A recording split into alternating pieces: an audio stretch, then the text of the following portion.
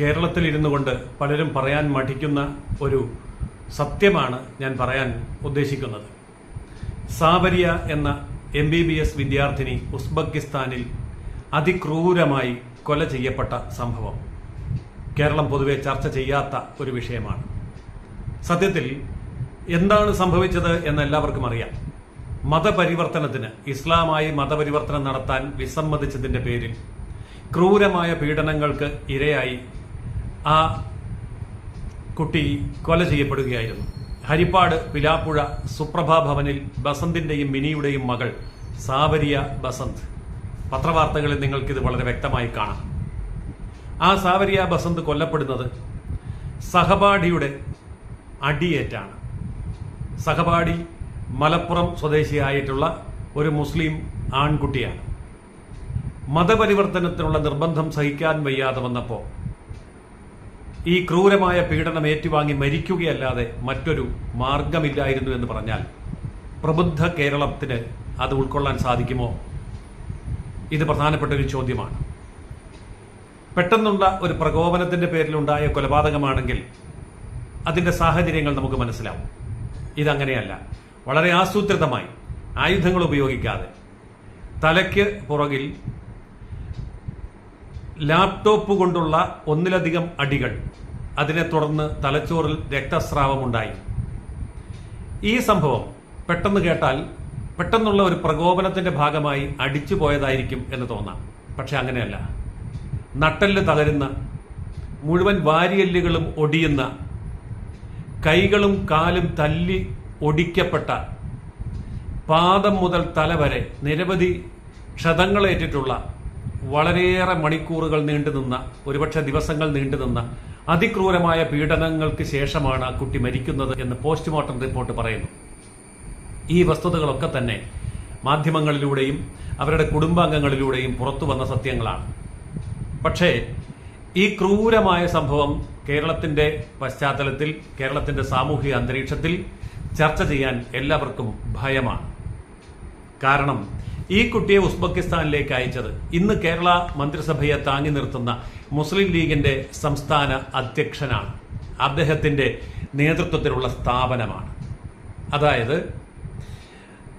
ഇസ്ബുസീനോ ബുക്കാറ medical യൂണിവേഴ്സിറ്റിയുടെ കേരളത്തിലെ പ്രധാനപ്പെട്ട ഏജൻസിയായ മുസ്ലിം ലീഗ് സംസ്ഥാന അധ്യക്ഷൻ പാണക്കാട് സയ്യിദ് റഷീദ് അലി തങ്ങൾ ചെയർമാനായ കോട്ടയ്ക്കൽ ഇനീഷ്യേറ്റീവ് ലേണിംഗ് മെഡിസിൻ എന്ന സ്ഥാപനം വഴിയാണ് ഈ കുട്ടി ഉസ്ബെക്കിസ്ഥാനിലേക്ക് പോകുന്നത്. അപ്പോൾ അങ്ങനെയുള്ള ഒരു സ്ഥാപനത്തിൽ കൂടി പോയ കുട്ടിക്ക് മതപരിവർത്തനത്തിന്റെ പേരിൽ ആ രാജ്യത്ത് വെച്ച് മരണം നേരിടേണ്ടി വന്നു എന്ന് പറയുമ്പോൾ യഥാർത്ഥത്തിൽ പ്രതിപട്ടിക നീളുന്നത് മുസ്ലിം ലീഗ് സംസ്ഥാന അധ്യക്ഷൻ വരെ ആണ്.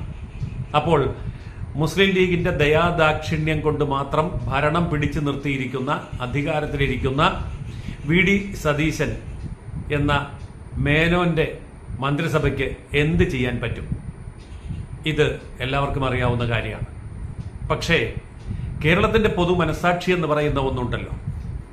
ആ പൊതു മനസാക്ഷി ഈ രംഗത്ത് കാണിക്കുന്ന കുറ്റകരമായ മൗനം അതിഭീകരമായ ഭവിഷ്യത്തുകളെ വിളിച്ചു വരുത്തും.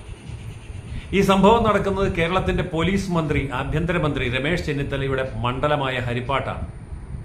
അദ്ദേഹം പ്രതിയെ രക്ഷിക്കാൻ ആവശ്യമായ എല്ലാ നടപടികളും ഉറപ്പാക്കി കഴിഞ്ഞു. അതിന്റെ തെളിവാണ് ഈ കേസ് ക്രൈംബ്രാഞ്ച് അന്വേഷിക്കാൻ വിട്ടത്.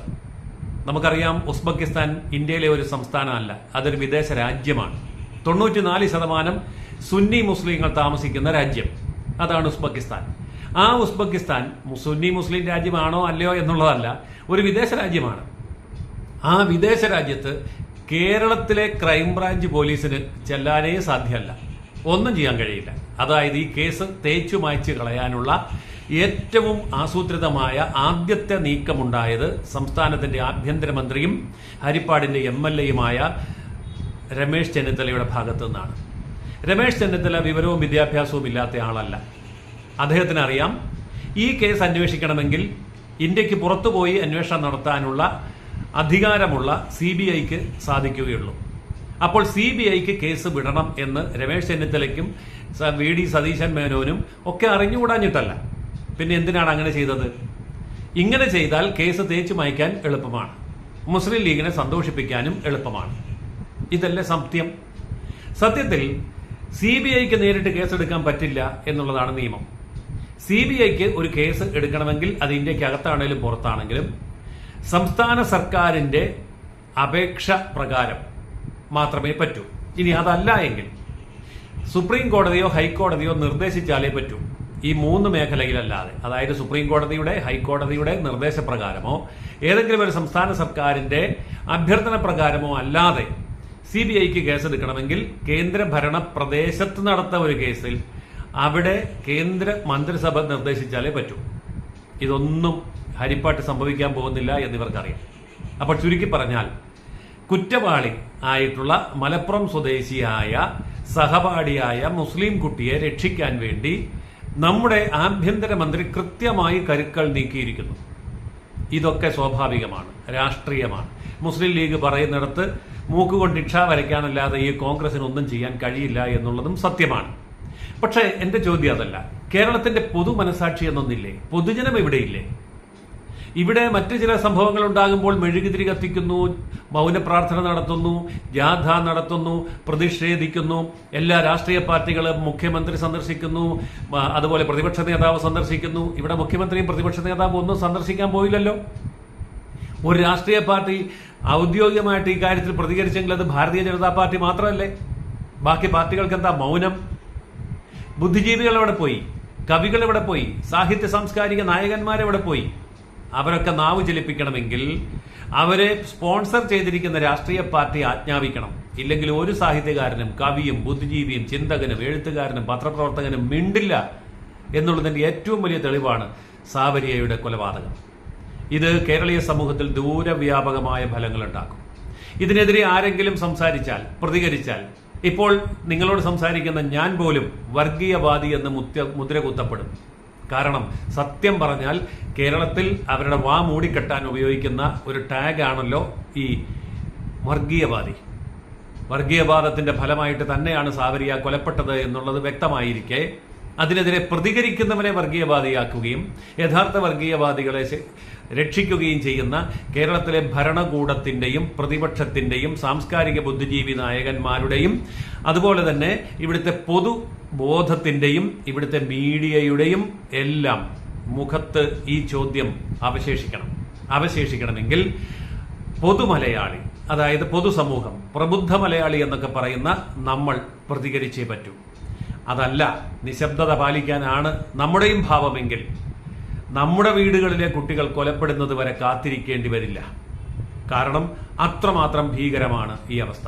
ഭീകരതയ്ക്ക് എല്ലാവിധ ഒത്താശയും ചെയ്തു കൊടുക്കാൻ കഴിയുന്ന ഭരണകൂടവും പ്രതിപക്ഷവും വാഴുന്ന കേരളത്തിൽ ഇനിയും ഇതുപോലെയുള്ള സംഭവങ്ങൾ ആവർത്തിക്കാതിരിക്കാൻ വേണ്ടിയാണ് ഈ മുന്നറിയിപ്പ് ഞാൻ നിങ്ങളുടെ മുമ്പിൽ വെക്കുന്നത് ഒരു അപേക്ഷയായി.